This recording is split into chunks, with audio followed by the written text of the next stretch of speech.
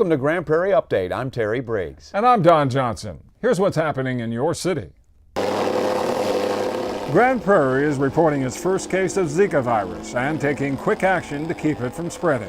The City of Grand Prairie has been informed by the Dallas County Health and Human Services Department that we do have a travel case of Zika virus in Grand Prairie. We had a citizen who traveled out of the country to Trinidad, and while they were out of the country, they were bitten by a mosquito carrying the virus. They did get sick, and they have sought medical treatment. On Wednesday, the city initiated its Zika response plan. It calls for workers to go door to door to alert people who live close to the victim. They also offer to spray insecticide at those properties, as well as remove any standing water where mosquitoes can breed.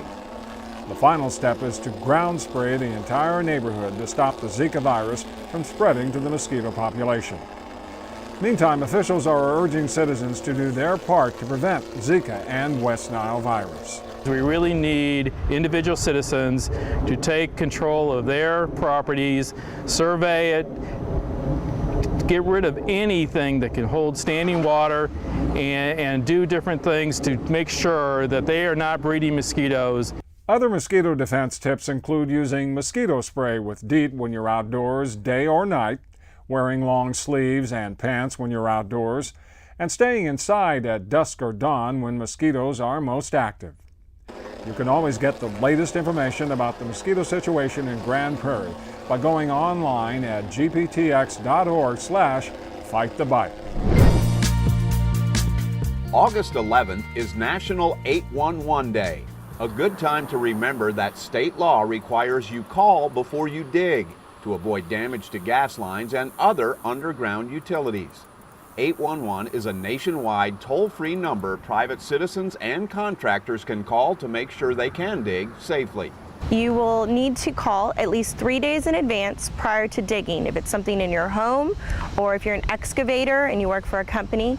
When you call 811, they will provide trained technicians that will come out and mark the utility lines for all of the public utilities in the area.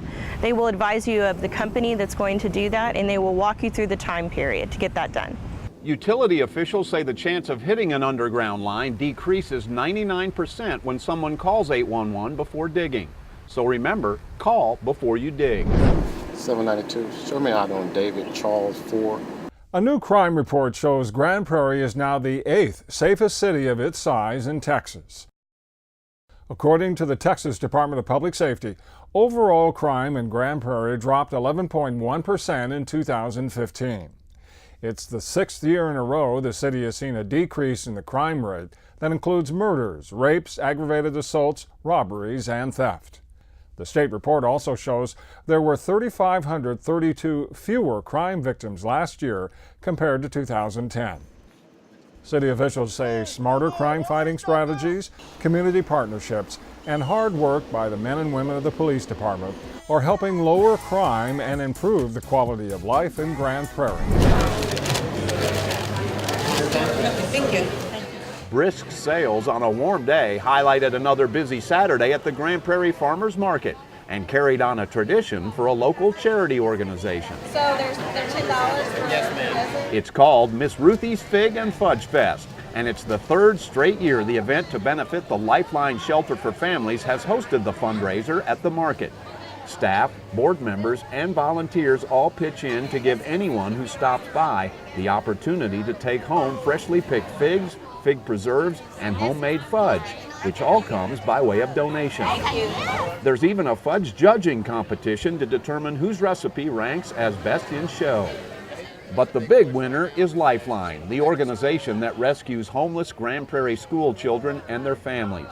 The festival also honors the memory of longtime city official and community leader Ruthie Jackson, who used to grow her own figs before she passed away 3 years ago. The people show up and their intent is to support Lifeline Shelter and to remember Miss Ruthie as well. So it's a great event and very positive, and we're thankful to be a part of it. Once again, the figs completely sold out this year, and nearly $1,000 was raised for the Lifeline Shelter.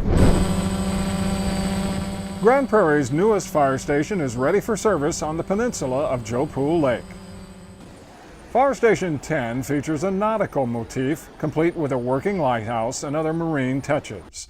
And on the front lawn is a massive anchor from the USS Fort Fisher, a decommissioned Navy vessel. 3, 2, 1. Now it takes a little bit to unscrew this thing. On Wednesday, dignitaries opened Station 10 with a hose uncoupling ceremony and then the roll-in of the first fire truck. The 12,000 square foot building includes 4 drive-through bays, 8 dorm rooms, a commercial kitchen, and a safe room that can withstand a Category 5 storm. Officials say the new firehouse will offer citizens a new level of service by combining resources with Mansfield and Cedar Hill. So what we're trying to do is link Cedar Hill, Mansfield, and Grand Prairie together at our 911 center. And then no matter who the call is for, the closest, most appropriate unit will show up. And what that means to you, the Grand Peninsula and Miro Lagos community, whoever's knocking on your door or whoever may be kicking your door, whichever one we have to do, it may be Mansfield, it could be Cedar Hill, it may be us.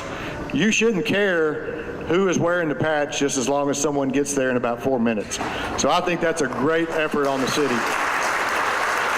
This bookends our city. We have fire station number 1 that's just as beautiful as this with some art, and then this station 10 bookends our city. The $5.5 million building incorporates energy conservation and sustainable practices and is designed to last 80 years.